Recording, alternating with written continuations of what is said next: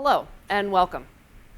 I love learning from my fellow PMs, whether it's at a conference, via blogs, in person, and one thing that we end up talking a lot about is empathy. But it can be tough to have customer empathy when your customer is a company. I don't necessarily know how Walmart is feeling today, and I don't think Target is likely to get pissed off at me anytime soon. But it's still crucial to have empathy for our large corporation customers, because ultimately they're still made up of humans in all their messy, emotional, brilliant glory. My name's Rebecca Nathenson. I've spent the last 20 years working in product management, both B2B and B2C, with a focus over the last 6 years on developing empathy specifically in the B2B and enterprise space. In that time, I've made plenty of mistakes, most of them only once, and I'd love the opportunity to share what I've learned so that you can make different mistakes yourself and avoid the mistakes that I've made. Let me share one of those mistakes with you now. When I was at JobVite, we created a feature that allowed our customers to turn off the CAPTCHA on their job alert signups for career fairs. Google doesn't like dozens of students signing up one after the other. It starts thinking it's a denial of service attack and starts throwing up ever more onerous CAPTCHAs. So we introduced the ability to turn off the CAPTCHA, and 4 hours later it would go back on again. Simple, easy, great, right? Not so fast. The day of launch, one of my customers called me up and said, "This is unusable. The people who work career fairs don't have permissions to access the admin console where this thing gets turned off." Oh, crap. A show of hands, how many of you have had that exact same feeling before? Yeah, those of you who aren't raising your hands probably are just blocking out the trauma. Luckily, this story doesn't end in tragedy. We were able to launch an update that allowed scheduling, turning off the CAPTCHAs for the future. But it was a stark reminder that knowing who I'm building for, making sure I'm making decisions with the right kind of data, and getting frequent check-ins and feedback on my plans are principles that I can't afford to ignore, even for an instant. But all too often, B2B companies fail to consider these principles even in the first place. And we end up making a lot of mistakes and running into a lot of problems because of them. Let's talk about a few of the problems we might run into as a result of this. First off, we fail to consider the larger ecosystem, inadvertently robbing Peter to pay Paul. We forget to ask ourselves, who am I building for? And in this case, the secret weapon is personas, plural. And this is really crucial. So we'll talk a little more about this in a bit and set it aside. Let's talk about the next problem we run into. We focus too much on quantitative analysis, especially if we're coming from the B2C world, where quant is everything a lot of the time. We forget to ask ourselves, what information do I really need in order to make a smart decision? And so here, I would say that quant doesn't always get the last word. Now next, we start off on the right path, but we get so involved in our project that we get to the end of it, raise our heads, and realize that somewhere along the way, we took a wrong turn. So we forget to ask ourselves, who can help me along the way? And here, the key is our internal experts. So now let's talk a little bit more about these secret weapons, starting with personas.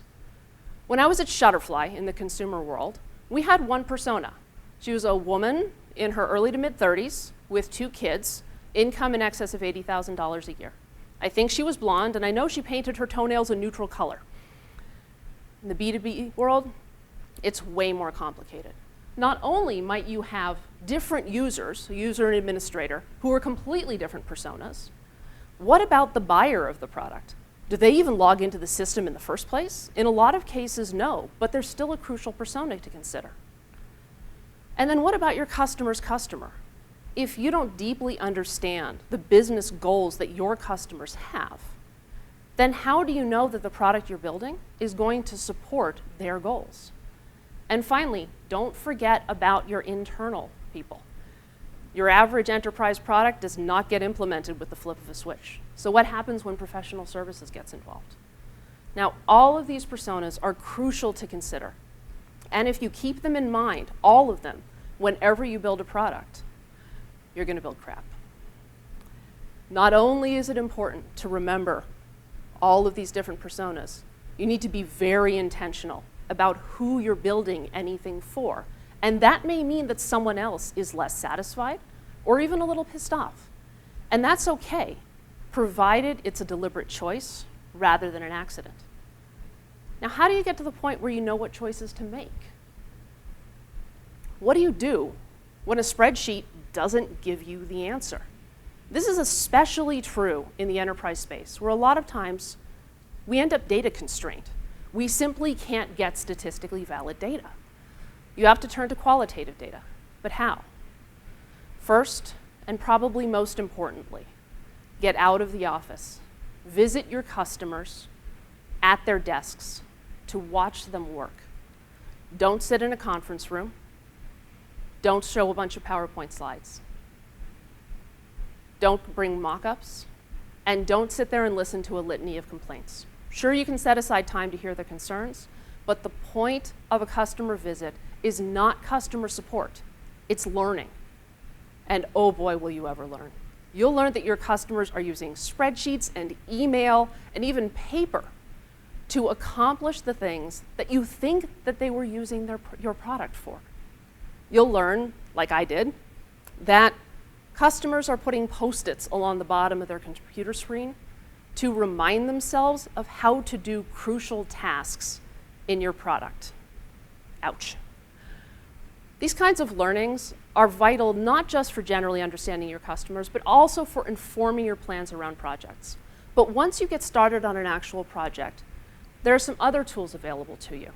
At both JobVite and NetSuite, we had design partners for our major projects where we would work with 3 to 5 key customers and start way at the beginning before we ever began ideation, making sure we all had a shared understanding of the problem we were trying to solve. Once we got to that point, we started sharing with them every step of the way the progress we made, from flows to rough mock-ups to interactive prototypes, all the way to the final solution. And what that did was it brought that oh crap moment back in time to a point where at worst, it was just a little oops moment. More likely, it was one of those wonderful aha moments. Now, you've also got another big resource within specifically the B2B world, customer advisory boards. Customer advisory boards can be incredibly useful, or they can be a complete waste of time. They're a waste of time if all you do is present a roadmap, take a couple of questions, and then walk out of the room. The real value comes in leveraging these incredibly committed customers to do a deep dive on the key priorities that your product team is facing. I want to share one of those wonderful wow moments that I got at JobVite with our customer advisory board. So when we were kicking off a candidate self-scheduling project at JobVite, JobVite is an applicant tracking system, and the idea was candidates can choose their availability, and then they'll be able to be paired up with the interviewer's available times. The system schedules it on the back end, and you're done. We sat down with the cab, talked about this, and discovered something really surprising. They didn't expect to be doing this scheduling automatically at all, and in fact, weren't particularly interested in it. What mattered to them was this: the candidate experience.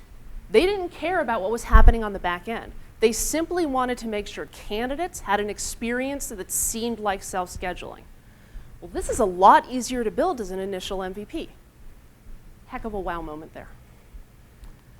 Now, beyond looking outside, it's also key to leverage your internal experts. Particularly in the B2B world, we have a set of partners that you don't get in the B2C space. Sales, account management, professional services. But the thing is that they tend to most remember the customer that has either yelled the loudest or that they spoke to most recently. So it's key to create frameworks that allow you to channel that feedback in a way that's most useful to you.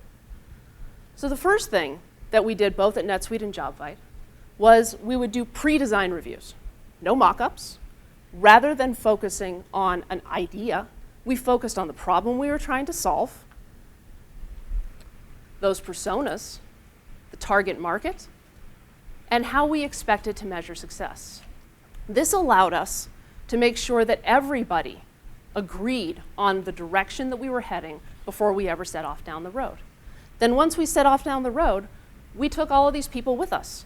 Every other week, we would sit down with them and share our progress, get feedback, and also ask them to serve as a conduit back to their respective departments.